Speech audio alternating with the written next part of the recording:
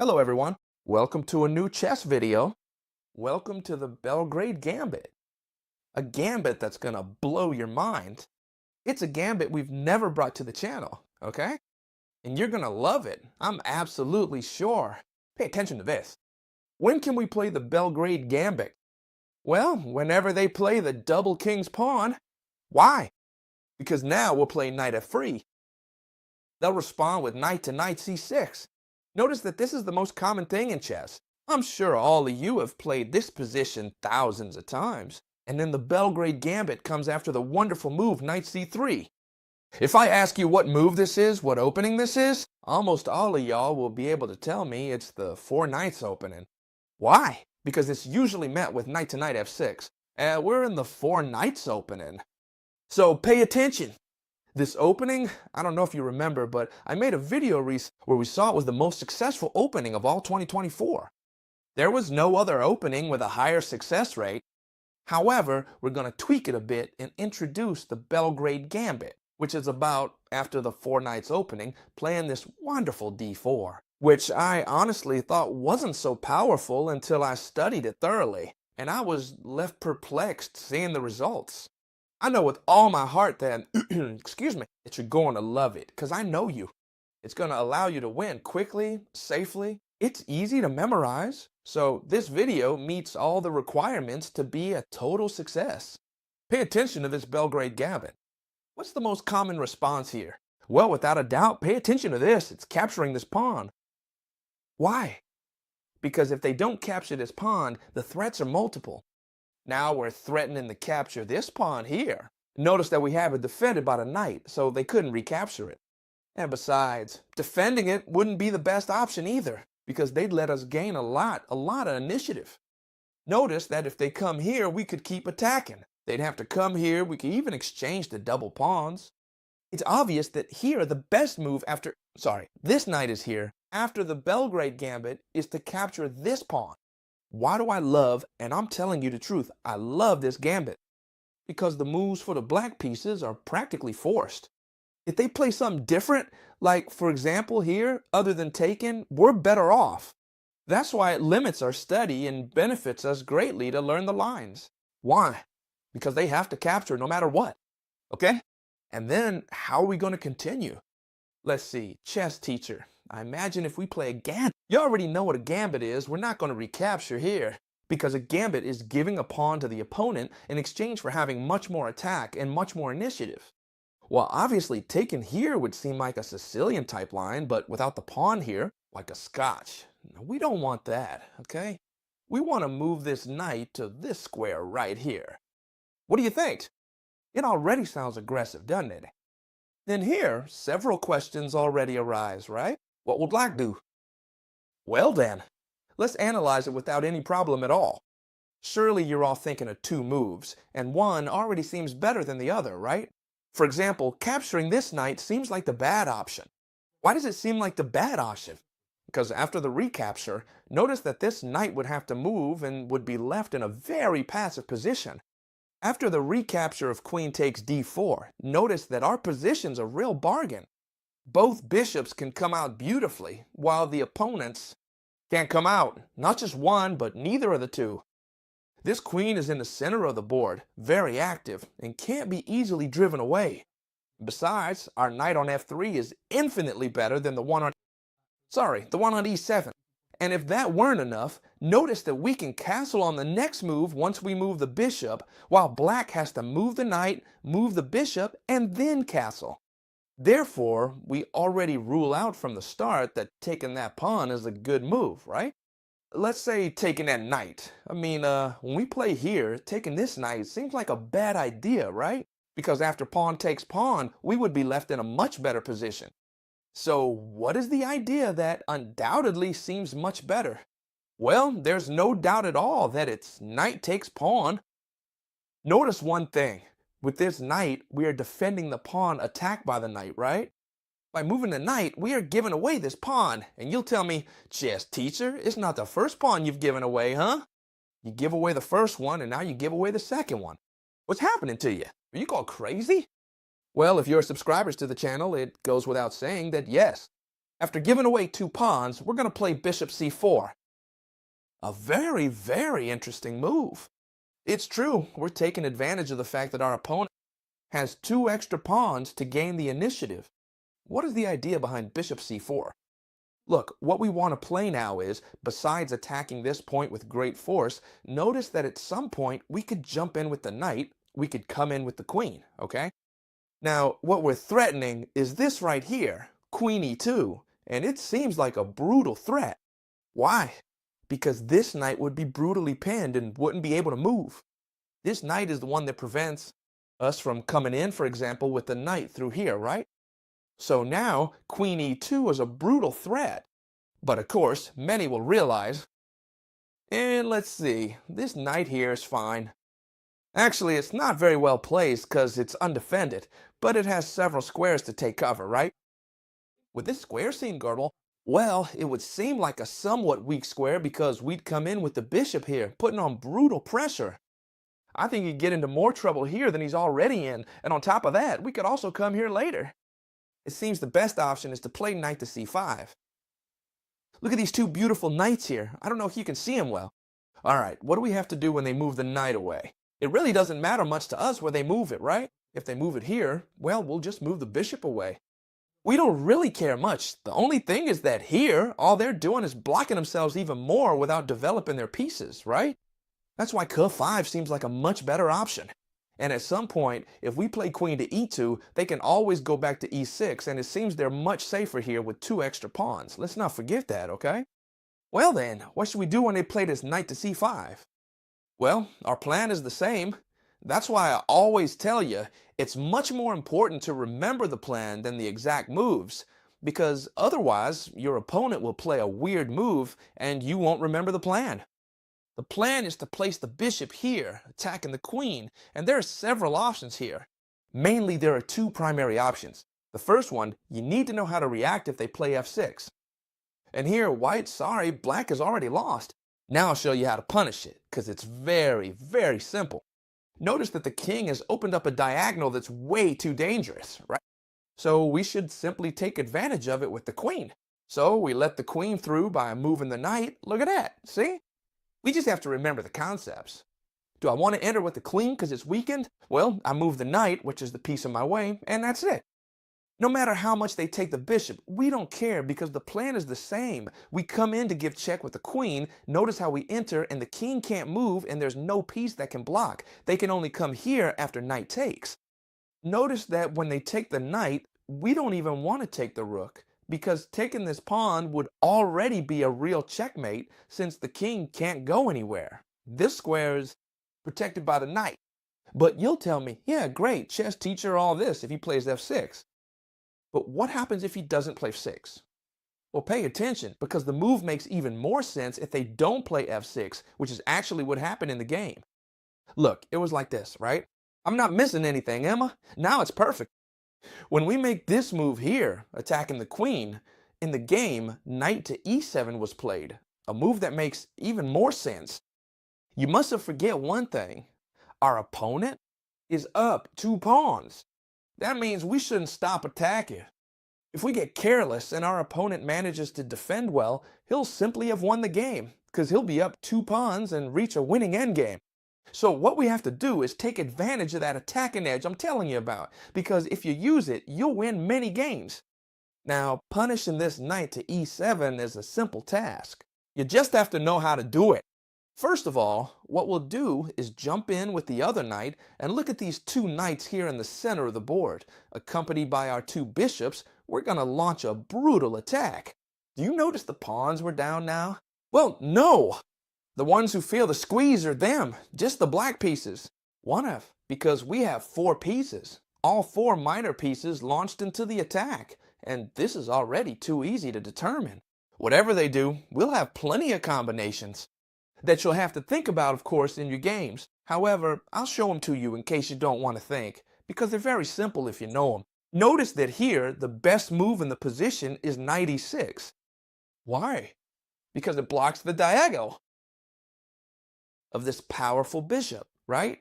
Which joins with the knight, plus it defends the pawn on d4, right? And it also attacks this bishop that's undefended. So, how should we continue? Well, we must continue putting more pressure on the 5-7. This time we enter with the queen. Queen f3. Look at that brutal pressure with the knight, with the queen, and maybe with the bishop. However, here it seems we blundered a super strong move. Knight takes bishop seems to defend everything. It defends this square, attacks the queen, and on top of that wins a bishop. Now we're down a bishop and 2 pawns. Well, I don't think you'll expect the move that's coming now, because with so much material down, I'm sure many of you are thinking knight takes pawn, but it doesn't work, because after queen takes knight, then no matter how much we enter here, the king escapes, and we're down too much material. We'd be down 2 pieces and a pawn, okay? And at this moment, being down so much material, notice that the move is to sacrifice the queen. Incredible, right? Does it give you goosebumps or what? We sacrifice the queen, check. They can't take because of the knight. They must capture with the knight, and then we simply jump with this knight to give check to clear the way for the bishop and the knight. Check, he can't move, he has to capture, and now, ladies and gentlemen, checkmate with this bishop. Well, if this thing's spectacular to you, it was only the warm-up. Now comes the best part of the video. At the beginning of the video, I explained that when playing d4, which is the Belgrade gambit, they had to take no matter what, okay? And then, what should we play? Remember well, okay? The good thing about these videos is that you think while I'm explaining it, okay? Even if you watch the video a second or third time, you study it. So let's see if you remember from the first time. This is super important, okay? I explained that capturing this pawn had drastic consequences because it freed us up too much to attack with the 2 knights and the 2 bishops. However, you told me, chess teacher, that taking here was also a very bad option because after the pawn recapture, this knight had to move away, you remember, right? No matter how much it moves here, attacking the pawn, we recaptured with the queen and we're left with a much better position. The 2 free bishops, a queen that's hard to attack. Yes, all this is very well, chess teacher, it's true. I also see that I'm better here. But let's see, I don't have the attack from before anymore, and as much as I'm better, I don't know how to punish it. Well, pay attention, because you'll want them to play this against you. And watch out, they play it a lot. They don't just play knight takes pawn, but many people play knight takes knight, okay? You must know how to punish it. You'll wish they play this against you, because it gives you a free hand. It's just too easy to win the game. And you'll start by simply applying this theory. Look, first, no matter what they do, right? Notice that the most common move is d6. They have to develop their pieces and, for example, this bishop can't come out because if they advance this pawn, we take the rook, right? The most common is d6. Without a doubt, huh? You'll see it's the most natural move. I'm sure you were thinking of it too. Very well, they must develop some piece since they only have the knight. Now, after d6, we simply play bishop d3. Our key move, right? Why bishop d3? Because we want a castle, and on this diagonal, we're very well placed, aiming at the king side, right? That's it. But anyway, this isn't the important part. What's important is what comes next. To develop this bishop, notice they can't come here because we'd capture it with the queen. They can't come here because we capture it with the bishop. They can't come here because we'd capture it with the pawn, and here it would be very sad. The most used move here, which I've looked up, is coming with the knight here attacking the queen, trying to get us to capture this knight so they develop the bishop. That's what they want, and in fact, we're gonna do it. There's no problem at all. We exchange this bishop for this knight, we're not worried. If they don't do it, absolutely nothing happens. Our idea is exactly the same, okay? What is our idea? Well, what we want is the castle, whether they make the exchanges or not, right? Pay attention to the idea we have. Here, the black pieces can almost resign already. And you'll tell me, chess teacher, how can that be? If we're not doing that badly, right? With the black pieces, we have the same material. Black even has the bishop pair, yes. But our position is so extremely good and so restrictive that they can't do absolutely anything. Let me tell you, this queen is powerfully placed, aiming at this point. So they can never develop this bishop and they can never castle. They can't develop this bishop through here because we capture here. They can't develop it through here because we capture the rook. So we're threatening rook e1 check. They can't block because we capture here. They can't block because this pawn is super well placed. So now, if you look at the position again, I haven't changed anything. I'm sure that now after this little 10-second explanation, you see the position very differently. And you come to the conclusion that it's true. Here the black pieces can't do absolutely anything. And so they even prefer to play bishop e7, sacrificing a pawn, and they say, well, whatever, take a pawn, but at least I develop, right? And it's fine, because here, no matter how much you attack my rook, I come here with the bishop. Well, obviously, as much as they might have thought they're safe here and just give up a pawn, many might think, well, now what I do is come here, I castle long, and all I have is a pawn down, but I have the bishop pair. No, no, no, no, here they can already resign. They can't do absolutely anything. No matter how much they think this move saves them, it does absolutely nothing. Why? Because we have a pretty strong move, which is rook e1. Notice the strength of thinking about the plan and not just memorize moves. Rook e1 is what makes us win the game. You could see it coming that something didn't smell right. They weren't defending as well as they could. I won't even explain why he wins the game. If bishop e6, do we capture or not? Well, in that case, we'd already have a bit of, how do you say it, of trouble. We'll say it now. Why? Because we couldn't capture as he'd take our queen. But anyway, let's look at that move because we're totally winning regardless, okay? The important thing here is, what's the most logical move for black once we play rook e1 check? Well, you'll surely tell me the most logical is to escape with the king since everything is defended that way. This bishop is defended by the queen, this rook by the queen, but of course they stop defending this pawn where we'd enter with check, and this really starts to be quite terrible for the black pieces. No matter how much they try to escape, we'd even have this very strong move here that pins this bishop. You see it, right? It pins this bishop. Even if they capture here, we don't even care because we capture this with check, and now we'd even win another piece because we're attacking it with knight and queen. Check, they have to deal with the threat, and then we'd capture here. Look at the strength, right, of this open file with the rook, and that black is way too restricted. And what I just mentioned, that when we gave this check, remember what I said, right? That if they moved the king, we'd take here. But I mentioned we'd see what happened if they blocked with the bishop. We can't take this bishop because they take our queen. Well, this is very simple. Very, very simple. Sometimes you overthink things and don't evaluate the position from the outside. From the outside, what is the position? We have the same material, two pieces against two pieces, and we're even on pawns. We even have an extra pawn, right? Which is this one here. So if we have an extra pawn, we just move the queen away. Even here where it can't be taken. And look at this. They're going to lose the bishop too, you see? It's pinned. It can't move. So now, whatever they do, on the next move, we are going to take this bishop, and we'd be left with a position with a pawn and a piece up. And not only that, but the king would be super, super exposed here. We'd give checkmate in a few moves thanks to the rook and the queen. Importance. The importance is sometimes thinking about our standing in the game. Look, I don't have checkmate. No big deal. We're winning. We just move the queen away and take this bishop. All right, this is going to become your favorite line of the Belgrade Gambit, okay? Why? Because it's the most played line of all. So I'm going to show you how to punish it severely. The most interesting and only move that works for black is to take this pawn, okay? So what are we going to do? Knight to d5. This is mandatory. So between the two options, which is better? Without a doubt, taking this pawn, okay? A much better option. We saw that before we had a winning position, but due to the opponent's mistakes. Here, I'm going to show you a very strong line with bishop d3.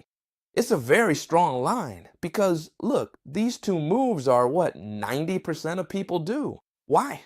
Because this pawn must be taken, and then we give away another pawn. They take the other pawn too, and they're 2 pawns up, right? So here, sorry, I can't breathe there. This is where most Belgrade Gambit games end up. And then we're going to play bishop to d3. What does bishop to d3 do? Makes it another forced move. Because here, without a doubt, the most logical move is to retreat the knight to f6. We're attacking this knight, trying to get the queen at e2. So coming here would result in the same thing. It would be exactly the same, but even worse for black because they're blocking his bishop. It seems much better to go with knight to f6, trying to trade this knight, which, look, is a real headache. And it's true, it's a good move because we want to keep this knight. And how should we do that? Well, it's very simple. Here, if you trade directly, black has achieved what they wanted. But we always have the intermediate move, queen to e2, giving a brutal check to the king, and now they must block. Notice that they can't block with the queen, because it would be a disaster. We take with the knight and they'd lose the queen. So they have to block with a minor piece. And once they block, notice that now we can indeed capture this knight. If they block with the knight instead of the bishop, it's the same. We capture here, okay? The idea is that after capturing here, they can't recapture with the bishop because it's pinned by the queen, so they have to recapture this way. And notice that we've achieved something super important. They can't no longer castle short, because if they do, look, we could bring the queen to e4 to threaten a checkmate that's too strong and practically impossible to stop. You'll have to explain to me how you stop this kind of checkmate. So black has to up for trying to perform a long castle, right? Without a doubt, because the king in the center is doing terribly, and here it's even worse, so they have to try to castle long. And notice that we've reached this point very easily. All we've done is kick the knight and place the queen on e2. All of this is practically forced. So now, how does the game continue? Well, very simply, once they recapture here, what are we going to do? A very logical move, we're going to castle, right? No, it seems, chess teacher, that you're wasting time. How can you castle now if we're down 2 pawns? Don't worry, we have the king safe. We have plenty of time because now we bring another piece into the attack, the rook to d1, right?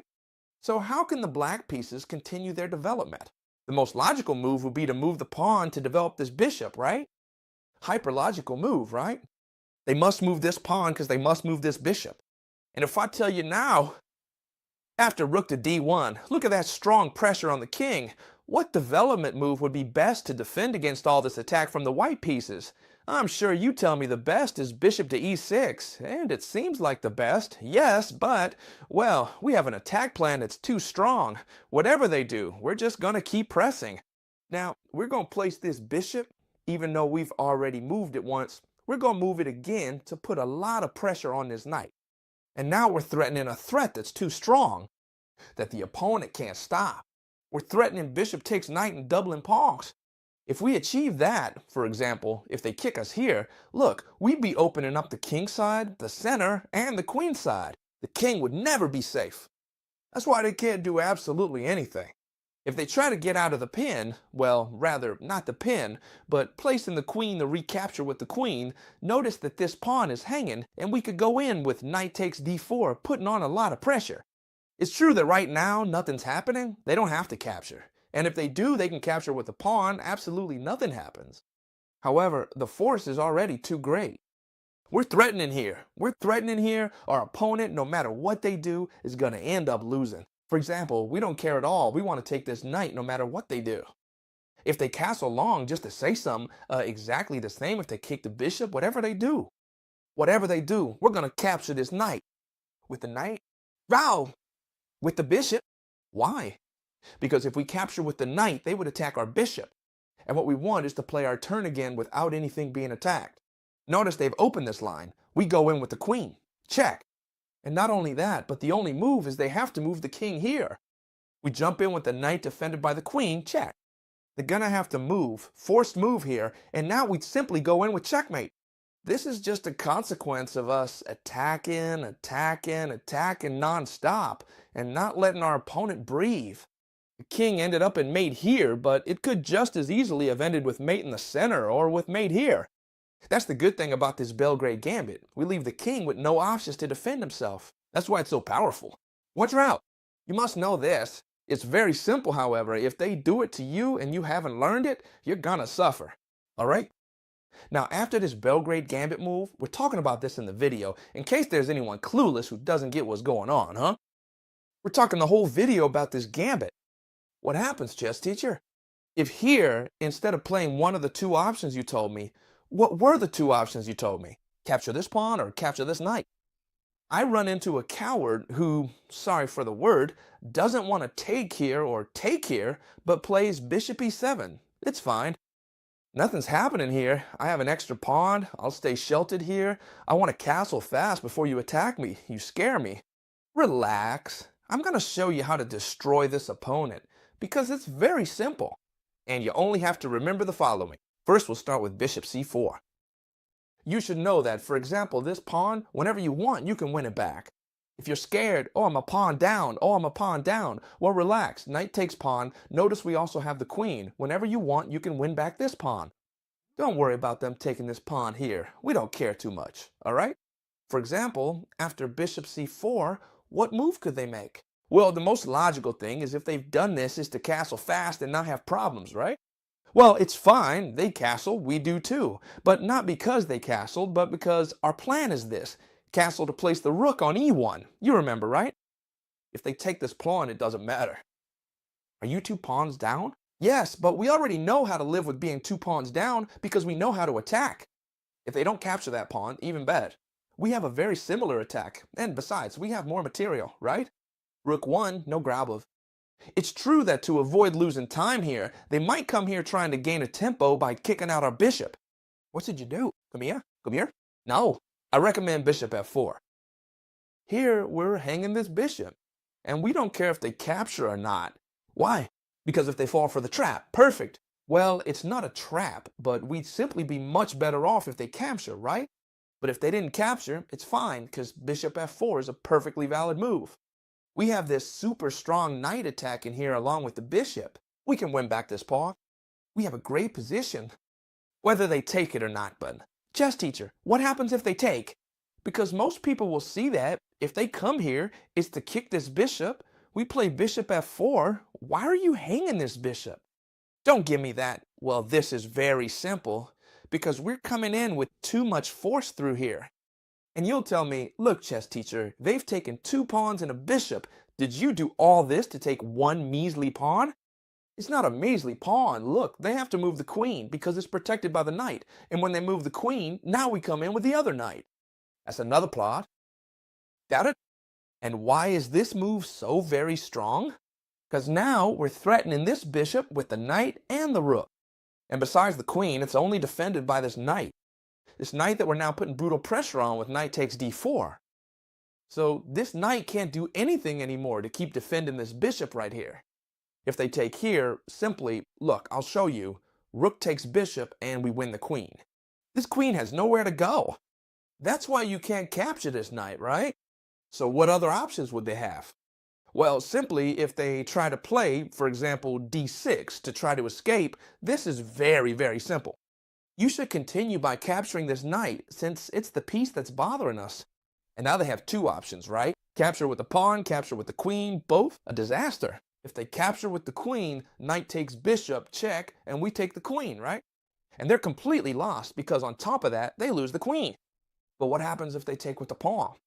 Well, exactly the same thing happens. We take with the rook, and they lose the queen again. That's why, if they try to play like cowards and not enter our gambit game, a big lesson awaits them too. So, I hope you loved this video. If so, leave me a like, and I'll see you in the next one, friends. Bye.